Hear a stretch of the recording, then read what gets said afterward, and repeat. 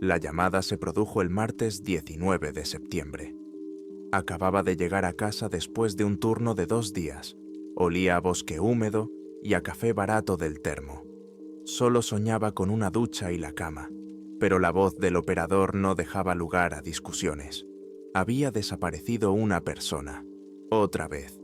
En nuestro trabajo, esto es algo habitual, una rutina que hiela la sangre. Somos un equipo de búsqueda y rescate, y nuestro trabajo consiste en buscar a quienes han decidido jugar con la naturaleza salvaje de Alaska y han perdido. El desaparecido se llamaba David, un cazador experimentado, según nos dijeron. Se había ido solo durante una semana a la zona de la cordillera Brooks. No era un novato, ni un turista en pantalones cortos. Era un hombre serio con un equipo serio. Tenía que comunicarse cada 24 horas. Habían pasado 72. Su esposa dio la alarma. Nos dieron su última ubicación conocida por teléfono satelital y una ruta aproximada. Nada fuera de lo común. Solo otra aguja en el gigantesco pajar que era aquella maldita zona salvaje. Éramos 4 en el equipo. Sara, nuestra jefa, una mujer dura y pragmática que conocía aquellos bosques como la palma de su mano. Matt, mi compañero, un tipo fornido con el que había pasado por el fuego, el agua y un par de avalanchas. Y Chris, el novato, un chico sin experiencia, para quien esta era solo su tercera operación. Sus ojos brillaban con un entusiasmo que Matt y yo habíamos perdido hacía tiempo, sustituido por un cinismo cansado. Y yo, Jack, yo solo hacía mi trabajo.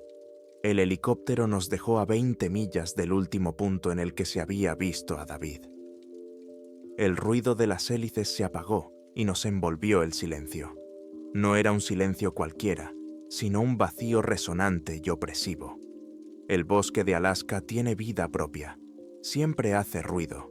El viento en los pinos, el canto de los pájaros, el crujir de las ramas bajo las patas de animales invisibles. Pero aquí había silencio.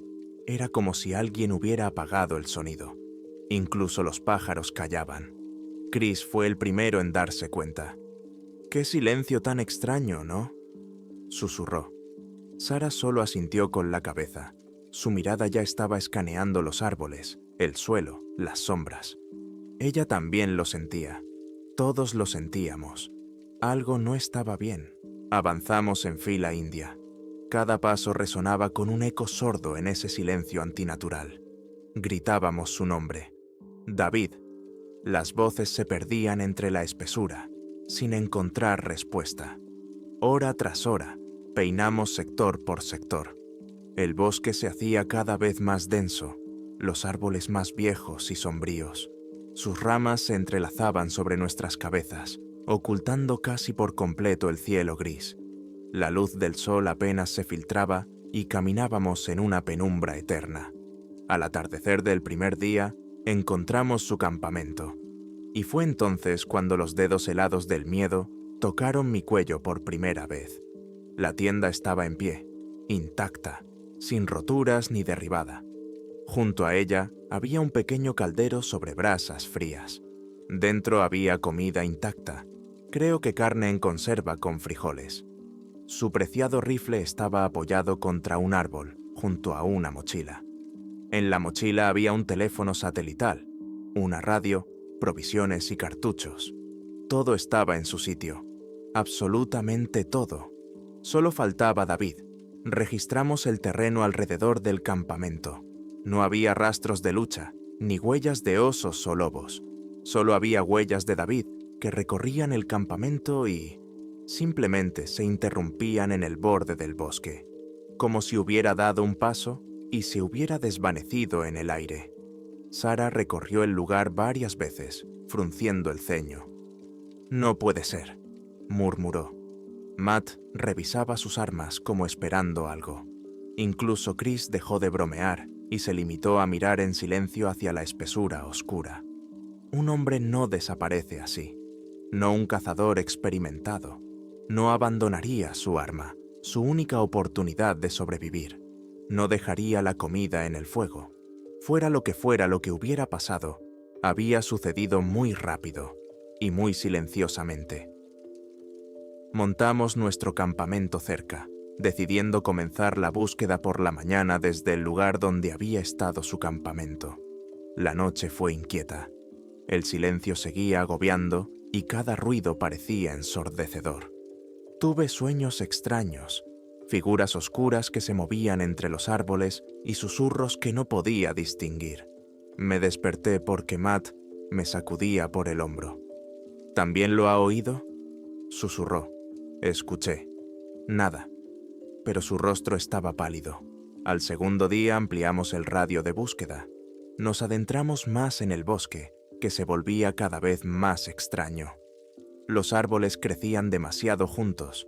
Sus troncos estaban cubiertos de un musgo pálido, parecido al cabello canoso. Empezamos a notar arañazos en la corteza. No eran de animales, eran demasiado uniformes, demasiado profundos. Era como si alguien hubiera pasado por los troncos con algo parecido a unas garras gigantes. Y entonces vimos unos símbolos.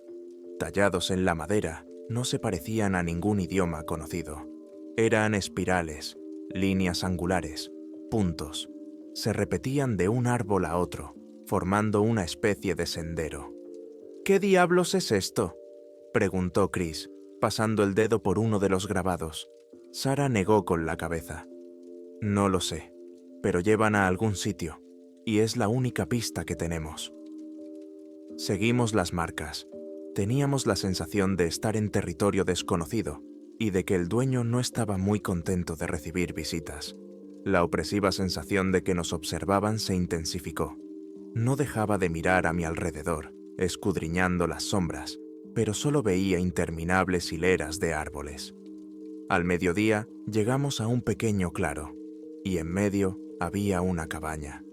Vieja, ennegrecida por el tiempo, hundida en la tierra. No aparecía en ninguno de nuestros mapas ni en las imágenes de satélite. En Alaska hay muchas construcciones abandonadas como esta, restos de la fiebre del oro, cabañas de cazadores. Pero esta era diferente. Desprendía maldad. Es la única palabra que se me ocurre. El techo se había derrumbado y la única ventana estaba tapiada con tablas. La puerta colgaba de una sola bisagra. ¿Quizás David la ha encontrado y se ha refugiado dentro?, sugirió Chris con esperanza, pero ninguno de nosotros compartía su optimismo. Nos acercamos lentamente. Cuanto más nos acercábamos, más fuerte era el olor. Un olor dulzón y nauseabundo a podredumbre. Y algo más, algo metálico, como monedas viejas. Sarah nos indicó con un gesto que estuviéramos alerta. Matt se quitó la escopeta del hombro. Yo saqué mi pistola. Chris tragó saliva nerviosamente. Sarah empujó la puerta. Se abrió con un chirrido y una ola de hedor nos golpeó en la cara. Dentro estaba en penumbra. La luz solo entraba por las rendijas de las paredes y un agujero en el techo. Cuando nuestros ojos se acostumbraron, vimos lo mismo que fuera. Paredes. Todas estaban arañadas, del suelo al techo. Miles, decenas de miles de arañazos entrelazados. Y entre ellos, los mismos símbolos que habíamos visto en los árboles. Estaban por todas partes. En el suelo había basura, latas viejas, trapos podridos. Y en una esquina había una mochila. Igual que la de David, solo que esta era vieja, descolorida y cubierta de moho. Matt iluminó el interior con la linterna. El suelo estaba pegajoso. En el centro de la habitación había una mesa toscamente construida y una silla. Sobre la mesa había un libro abierto. Era un diario. La encuadernación de cuero estaba agrietada por el tiempo, las páginas amarillentas y arrugadas por la humedad. La tinta se había corrido, pero se podía distinguir algo. Las anotaciones estaban escritas con diferentes tipos de letra y en diferentes momentos. La última anotación estaba fechada en 1983. El autor escribía que se había perdido en el bosque y había encontrado aquella cabaña. Escribía sobre un silencio extraño, sobre la sensación de que le observaban, y luego empezó a escribir que por las noches había algo fuera, algo alto, algo que arañaba las paredes y susurraba su nombre. La última anotación consistía en una sola palabra: me ve. Chris retrocedió hacia la salida. «Chicos, tenemos que salir de aquí, ahora mismo». Y en ese momento lo oímos, fuera, el crujido de una rama. Fuerte, claro, demasiado fuerte para ser una ardilla o un zorro. Nos quedamos inmóviles, convertidos en estatuas. Luego otro, y otro más. Alguien o algo caminaba alrededor de la cabaña. Lento, mesurado. Un paso, una pausa, otro paso. Nos rodeaba en círculo. Sara se llevó un dedo a los labios, ordenando silencio. Se acercó lentamente a la rendija entre las tablas que tapaban la ventana y miró con cuidado hacia afuera. Su rostro se puso blanco como la tiza en un instante. Se apartó de la pared, con los ojos muy abiertos por el horror. «¿Qué pasa?», susurró Matt. Ella no podía hablar, solo negaba con la cabeza. Los pasos se detuvieron. Se hizo el silencio. Ese silencio opresivo, antinatural. Los segundos se alargaron hasta convertirse en una eternidad. Y entonces oímos un nuevo sonido. Un sonido que nos heló la sangre en las venas. Era un susurro, justo contra la pared. Pronunció un nombre. «Chris», susurró una voz que parecía hojas secas. Chris gritó y saltó al centro de la habitación. La voz era idéntica a la de su madre. Él mismo nos lo dijo después, cuando pudo hablar. Luego empezó a arañar la pared, justo donde estábamos. Sonidos largos, lentos y rasposos, como si unas uñas gigantes rascaran la madera, tratando de alcanzarnos. Matt levantó la escopeta y apuntó a la pared. «No dispares», siseó Sara. «No sabes lo que es».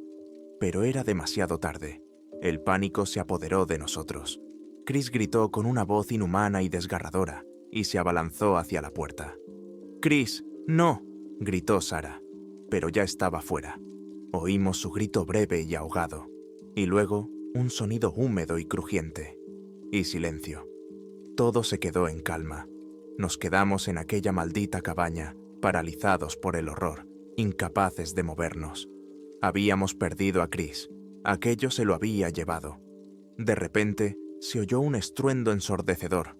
Algo enorme golpeó la pared de la cabaña. Las tablas crujieron y se hundieron hacia adentro. Otro golpe. Y otro. Intentaba derribarla. Matt, enloquecido por la rabia y el miedo, corrió hacia la pared y disparó a través de ella. El estruendo del disparo en un espacio cerrado nos dejó aturdidos. Desde fuera se oyó un sonido que no se parecía a nada que yo hubiera oído antes. Era una mezcla entre el chillido de un animal herido, el chirrido del metal y un grito humano, un grito lleno de dolor y odio. «¡Vámonos! ¡Por la pared trasera! ¡Ahora!», ordenó Sara. En la pared trasera había un agujero, medio tapado con unos trapos. Corrimos hacia él. Matt arrancó los restos de tablas podridas y salimos uno tras otro a la grisácea penumbra. El bosque nos recibió con el mismo silencio siniestro. No miraron atrás.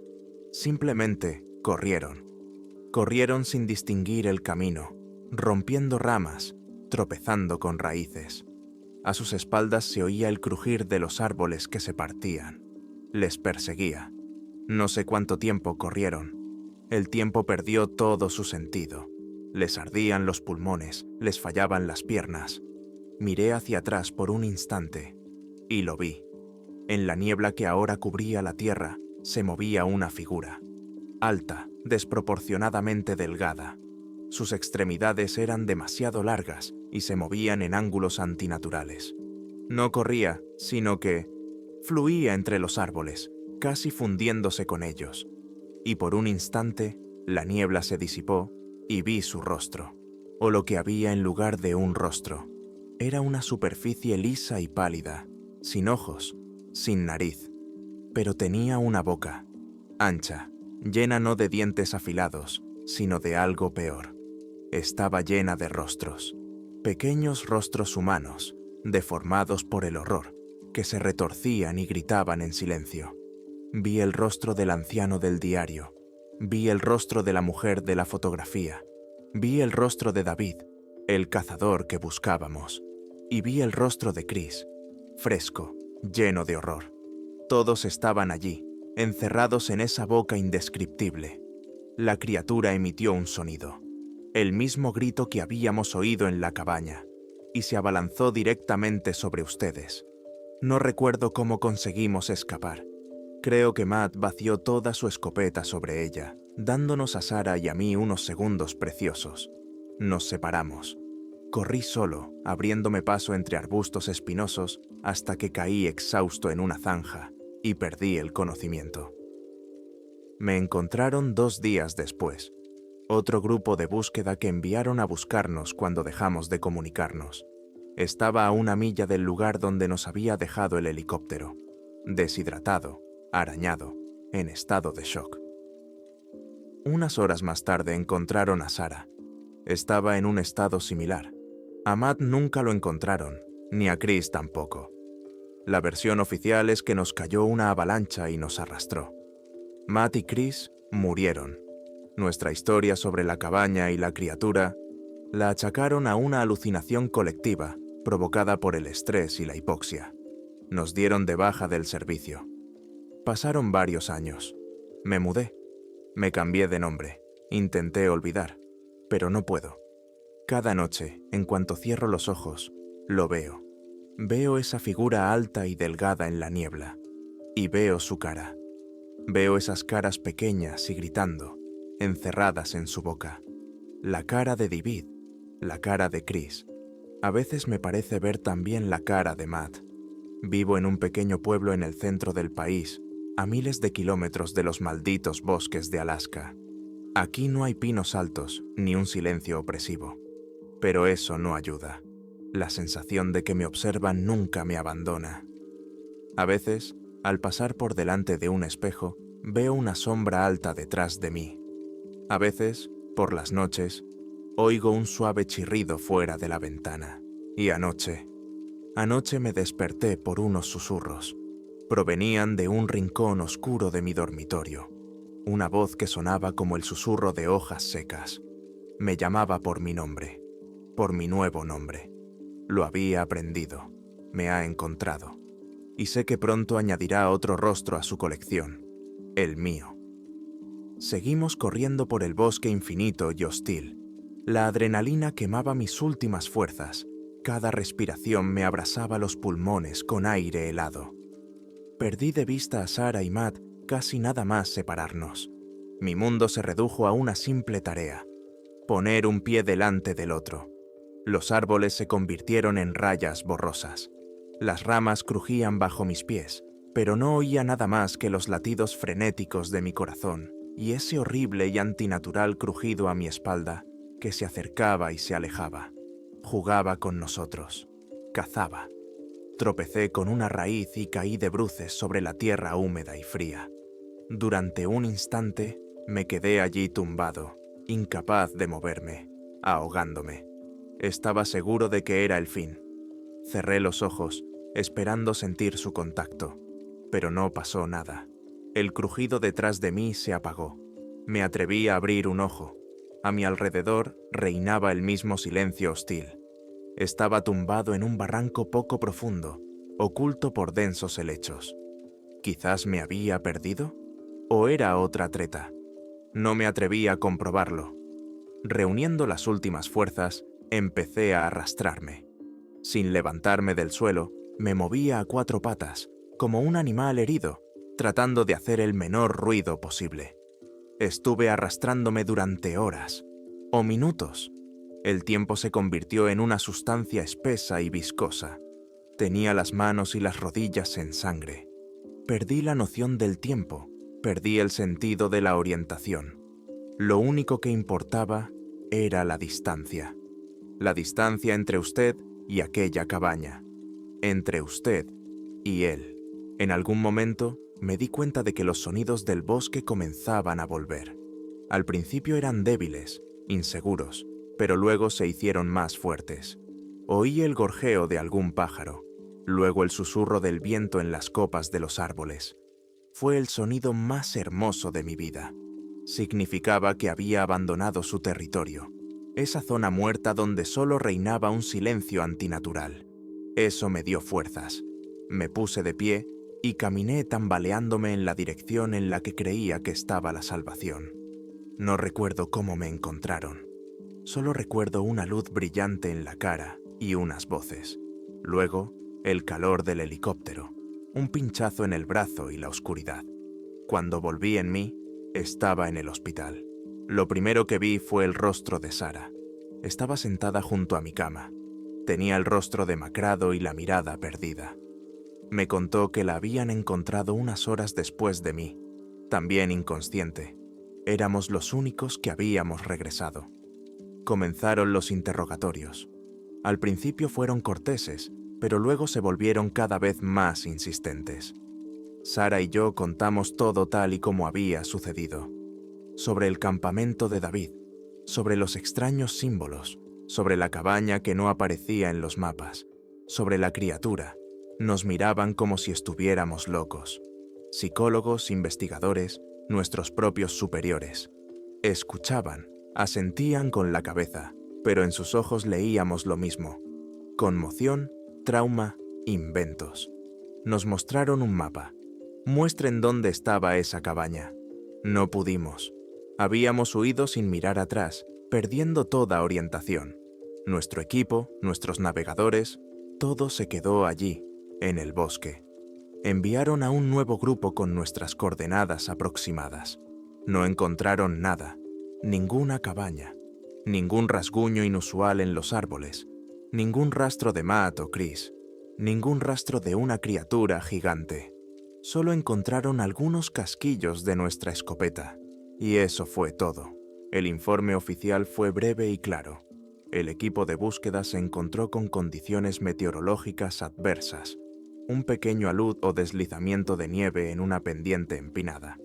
Jack y Sara resultaron heridos y desorientados. Matt y Chris, por desgracia, murieron. Sus cuerpos probablemente quedaron sepultados bajo toneladas de nieve y rocas y serán encontrados en primavera. Con suerte. Nuestra historia sobre el monstruo fue clasificada como trastorno por estrés postraumático complicado por histeria colectiva. Nos dieron las gracias por nuestro servicio y nos retiraron con honores por motivos de salud. Simplemente nos obligaron a callar. Pero Sara y yo sabíamos la verdad. Al principio hablábamos por teléfono a menudo. Nos apoyábamos mutuamente. Intentábamos convencernos de que no había sido un espejismo. Pero cada día era más difícil. El mundo a nuestro alrededor era normal. La gente iba al trabajo, reía, vivía su vida. Y en ese mundo normal no había lugar para un ser con una cara hecha de almas gritando. Poco a poco, nuestras llamadas se hicieron más espaciadas. Ambos entendíamos que, al hablar entre nosotros, solo reabríamos una herida que nunca se cerraría. Nos recordábamos mutuamente lo que no debería existir. La última vez que hablé con ella fue hace aproximadamente un año. Me dijo que estaba en terapia y que estaba aprendiendo a seguir adelante. Me dijo que teníamos que olvidar. Le mentí y le dije que yo también lo estaba intentando, pero no lo intentaba. No podía. ¿Cómo se puede olvidar el rostro de Chris, desfigurado por un grito eterno y silencioso? ¿Cómo se puede olvidar la sensación de terror primitivo y pegajoso cuando te das cuenta de que ya no estás en la cima de la cadena alimenticia? Me mudé de Alaska. Pensé que un cambio de aires me ayudaría. Elegí un pueblo tranquilo y somnoliento en el medio oeste, plano como una mesa, sin montañas, sin bosques densos, solo campos de maíz hasta el horizonte. Conseguí trabajo como mecánico en un taller local, un trabajo sencillo y honesto. Las manos manchadas de aceite, el olor a gasolina. Nada que le recordara el olor a musgo podrido y tierra húmeda. Pero eso vino a buscarme. No de inmediato. Al principio eran cosas sin importancia. Un tenedor que desaparecía de la mesa de la cocina. Una puerta que recordaba claramente haber cerrado y que estaba entreabierta. Lo achacaba a mi propia distracción, al estrés. Luego comenzaron las pesadillas. Todas las noches lo mismo. Un bosque oscuro, una cabaña y un rostro.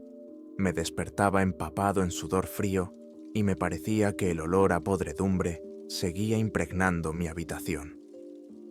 Una noche estaba sentado en el porche, tratando de calmarme después de otra pesadilla. La calle estaba tranquila, los vecinos dormían. De repente, vi un movimiento en el borde del maizal, al otro lado de la calle. Alguien estaba allí, entre las altas plantas.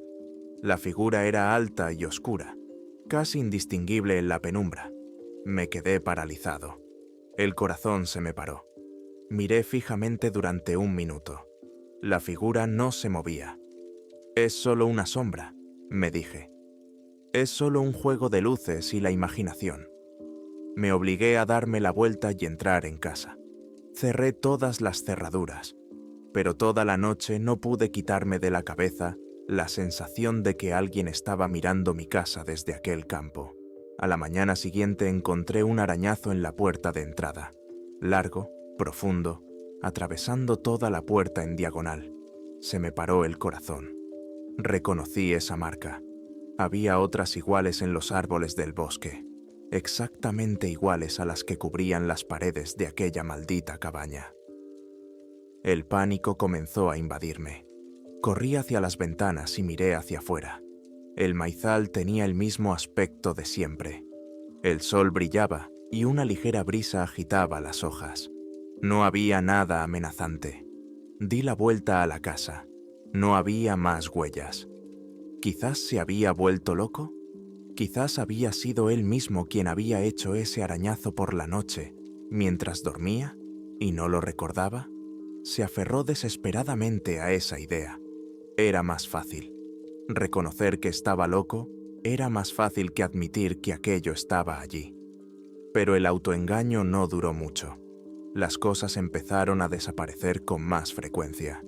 No solo cosas pequeñas, como antes. Un día desapareció mi vieja navaja militar, que siempre guardaba en la mesita de noche. Luego, la foto de mis padres. No solo me asustaba, me estudiaba. Se llevaba cosas que eran importantes para mí. Aprendía. Dejé de dormir. Me pasaba las noches sentado en un sillón del salón, apretando un bate de béisbol entre las manos y escuchando el silencio de la casa. Cada crujido del suelo me hacía estremecer. Clavé la ventana del dormitorio. Los vecinos empezaron a mirarme de reojo. Una persona que vive sola, nunca enciende la luz y tapa las ventanas, no inspira confianza en un pueblo pequeño. Y luego fueron los susurros. Ocurrió la noche pasada. Me quedé dormido en el sillón solo por unos minutos y me despertó un ruido. Ese mismo susurro que recordaba tan bien. Venía del rincón más oscuro de la habitación, de donde no llegaba la luz de la farola. «Jake», susurró. Era mi nombre. El nombre que utilizaba aquí. El nombre que nadie conocía en Alaska. En ese momento lo comprendí todo. No solo me seguía. Había estado conmigo todo este tiempo. Se había escondido en las sombras de su vida, en los rincones de su mente, alimentándose de su miedo y haciéndose más fuerte. Saltó gritando y lanzó la lámpara contra esa esquina. Se rompió con un estruendo ensordecedor. Por un instante, la habitación se iluminó con un destello y lo vio. Estaba allí de pie. La misma figura alta y delgada, aún más oscura que la propia oscuridad, y en su rostro sin ojos, por una fracción de segundo, se vislumbraron rasgos, rostros, docenas de rostros. David, Chris, Matt y Sarah. Su rostro también estaba allí, desfigurado por el horror, así que la terapia no le había ayudado. También la había encontrado. Estoy escribiendo esto ahora, a la luz de la única bombilla que queda en la cocina. Afuera está amaneciendo, pero sé que el amanecer no me salvará. Han aparecido arañazos en las paredes interiores de mi casa. Están por todas partes, y símbolos, esas espirales y líneas angulares. Está marcando su nuevo territorio, su nueva cabaña. Lo oigo. Camina por la casa. Despacio, sin prisa. Explora. A veces araña las paredes. A veces susurra mi nombre con las voces de personas a las que una vez amé. Con la voz de mi madre. Con la voz de mi padre. Está aprendiendo. Está perfeccionando su cebo. Ya no tengo armas. Mi pistola se quedó en Alaska. Solo tengo un cuchillo de cocina. Es ridículo. Pero no voy a quedarme sentado esperando. No voy a ser otra cara más que grita en silencio en su colección. Quizás no pueda matarlo, pero haré que me recuerde. La puerta de la cocina acaba de abrirse lentamente, con un chirrido. No voy a describir lo que veo en la oscura abertura. No tengo tiempo para eso. Si está leyendo esto, significa que le ha dejado encontrarlo. Significa que quiere que lo sepa. Quiere que tenga miedo, porque el miedo es su alimento, y siempre tiene hambre. Pensé que lanzarme sobre él con un cuchillo sería el final. Estaba preparado para ello, para el dolor, para el olvido, para convertirme en otro trazo más de este lienzo de pesadilla. Pero todo salió de otra manera. En el momento en que salté, la figura en la puerta simplemente se desvaneció. Se disolvió en el aire como el humo. Atravesé el lugar donde estaba y me estrellé contra la pared del pasillo. El cuchillo se me cayó de los dedos entumecidos. Me quedé solo en la casa silenciosa, con mi respiración pesada como único sonido. No quería pelear, quería jugar, y yo era su juguete. Los días siguientes se convirtieron en una tortura. Ya no se escondía, lo veía constantemente, por el rabillo del ojo, en el reflejo de la pantalla oscura del televisor, de pie en la calle, bajo una farola, cuando se atrevía a mirar por la rendija entre las cortinas. Nunca se acercaba, simplemente estaba allí, un recordatorio, una presencia. El silencio en su casa volvió a ser el mismo, el de Alaska, pesado, resonante, lleno de amenazas tácitas. Dejé de comer, dejé de intentar dormir, simplemente me sentaba y esperaba, pero no pasaba nada. Ya no había amenaza física. Comenzó una guerra psicológica. Me destrozaba lentamente, poco a poco. Un día encontré en la mesa de la cocina una taza de café recién hecho, exactamente como a usted le gustaba. No había tocado la cafetera en una semana. En otra ocasión, encontré una foto en mi almohada. Era la misma foto de mis padres que había desaparecido, solo que ahora había algo diferente. Detrás de ellos, a la sombra de un viejo árbol del jardín, había una figura alta y oscura. ¿Siempre había estado allí? ¿O se había añadido a mis recuerdos? Mi mente comenzó a desmoronarse. Dejé de distinguir entre lo que era real y lo que no. ¿Estaba realmente ese arañazo en la puerta? ¿O lo había hecho yo mismo? ¿Había habido susurros? ¿O era solo el viento? ¿Existía realmente? ¿O simplemente se había vuelto loco por el horror que había vivido en el bosque? Esa idea era a la vez salvadora y aterradora. Si estaba loco, entonces estaba a salvo del monstruo. Pero si estaba loco, entonces estaba encerrado para siempre en la prisión de su propia mente. Decidí que necesitaba ayuda. Tenía que hablar con alguien, con cualquiera que me escuchara. No podía llamar a la policía. Simplemente me habrían internado en un manicomio. Me acordé de un viejo amigo de la universidad, Paul. Siempre le habían interesado las cosas paranormales, las teorías conspirativas, los fenómenos inexplicables. Vivía a 3 estados de distancia.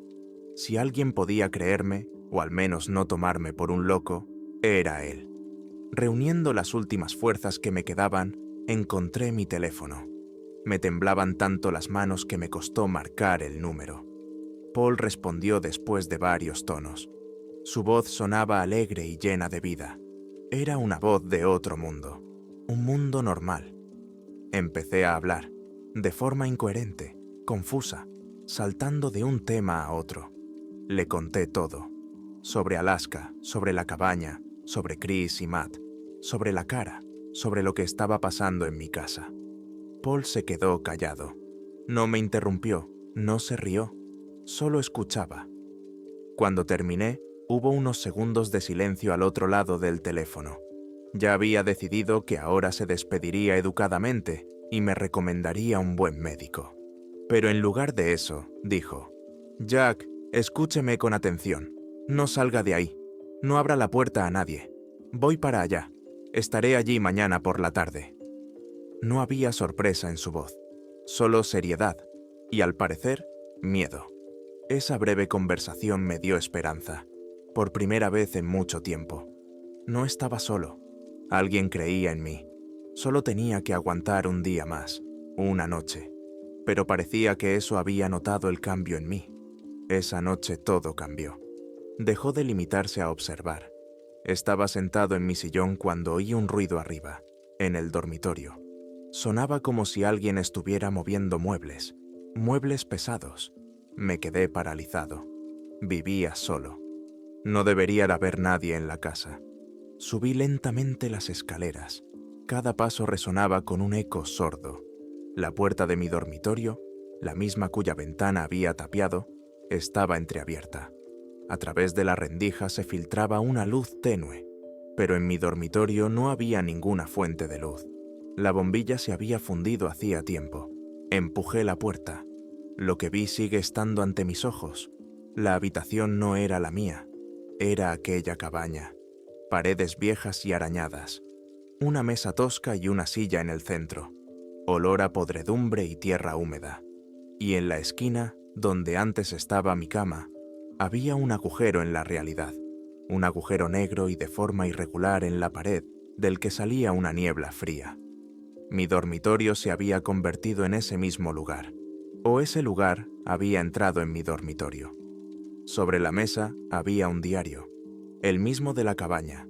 Estaba abierto en una página nueva, y allí, con una letra ordenada y familiar, había varias líneas escritas. Era la letra de Chris. Dijo que me enseñaría la casa, decía la nota. Dijo que aquí estaríamos todos juntos, que estamos esperando a nuevos amigos. Dice que pronto vendrá otro. Se llama Paul. Mi mundo se derrumbó. Lo había oído. Sabía que Paul venía y le estaba preparando un lugar. Corrí hacia el diario, deseando quemarlo, destruirlo. Pero en cuanto lo toqué, la habitación volvió a ser mi dormitorio. Las marcas desaparecieron, el olor desapareció, el agujero en la pared desapareció. Ante mí estaba mi habitación habitual, y en mis manos no tenía un viejo diario, sino mi propio cuaderno, en el que tomaba notas para el trabajo. Pero en la página abierta, con la misma letra de Chris, estaba escrito el mismo mensaje. Grité. No recuerdo qué pasó después. Creo que empecé a destrozar todo lo que tenía a mi alrededor. Rompí muebles, golpeé las paredes. Tenía que destruir esa casa, borrarla de la faz de la tierra. Salí corriendo a la calle, gritando que todos se marcharan, que se salvaran. Los vecinos, despertados por el ruido, salieron al porche. Me miraban con horror y lástima. Para ellos, yo era simplemente un loco que estaba teniendo un ataque. Llegó la policía, 2 agentes. Intentaron calmarme. Yo me defendía, gritaba que todos estaban en peligro, que estaba allí. Lo vi. Estaba detrás de los policías. Una sombra alta que, al parecer, nadie más que yo veía. Estaba observando. En su superficie sin rostro, volví a ver caras, y entre ellas apareció una nueva. La cara de Paul, sonriente, alegre. Así era como lo oía por teléfono. Me redujeron, me esposaron, me metieron en un coche. Lo último que vi al marcharme fue mi casa. Una casa pequeña y normal en un pueblo tranquilo, y la sombra en la ventana de mi dormitorio, que parecía despedirse de mí con la mano. Ahora estoy en un centro especial. Aquí hay paredes blancas, muebles cómodos y médicos amables que me dan pastillas. Dicen que tengo un caso grave de trastorno por estrés postraumático, que creé un monstruo en mi imaginación para lidiar con la pérdida de mis amigos. Dicen que con el tiempo me sentiré mejor. Sé que Paul nunca llegó hasta mí. La versión oficial es que se quedó dormido al volante y se salió de la carretera. Un accidente de coche, nada fuera de lo común. Soy el único que sabe la verdad. Ya no lo veo. Las pastillas ahogan el miedo, borran los límites de la realidad. A veces creo que los médicos tienen razón, que simplemente estoy enfermo. Eso me consuela. Pero a veces, por las noches, cuando el efecto de los medicamentos se debilita, oigo un ruido familiar, un chirrido suave, como si alguien estuviera arañando la pared de mi habitación, desde fuera. Ayer, uno de los celadores, un chico nuevo, me dijo algo extraño. Me dijo que este ala del hospital tiene una peculiaridad. A veces, muy raramente, desaparecen objetos pequeños de las habitaciones de los pacientes. Una cuchara, un libro, una fotografía. Nadie entiende dónde van a parar. Yo lo sé. Está aquí. No me ha abandonado. Solo ha cambiado de coto de caza. Este hospital, lleno de mentes destrozadas y almas desesperadas, es el lugar perfecto para él. Hay tanto miedo, tanto dolor. Un auténtico festín. A veces miro a los demás pacientes, sus rostros vacíos y sufridos, y me parece que empiezo a comprender su plan. No solo se alimenta del miedo, nos colecciona. Está reuniendo a su familia. Los médicos dicen que pronto me trasladarán a una sala común, que necesito comunicarme. No lo entienden. Eso es justo lo que espera. Quiere que le presente a nuevos amigos. Lo escribo en un trozo de servilleta, con un bolígrafo que he conseguido robar. Lo esconderé debajo del colchón. Quizás alguien lo encuentre. Quizás alguien lo entienda. No busquen lo que se ha perdido en el bosque. A veces es mejor que siga perdido, porque si lo encuentran, seguro que les encontrará a ustedes y nunca les dejará marchar. Se abre la puerta de mi habitación. Entra el celador. Tiene un rostro amable y sonriente, pero detrás de él, en el pasillo oscuro, veo una sombra alta y delgada, y parece que se ha hecho un poco más grande, un poco más oscura. Dice que es hora de tomar la medicación. Sonrío y asiento con la cabeza. El juego continúa.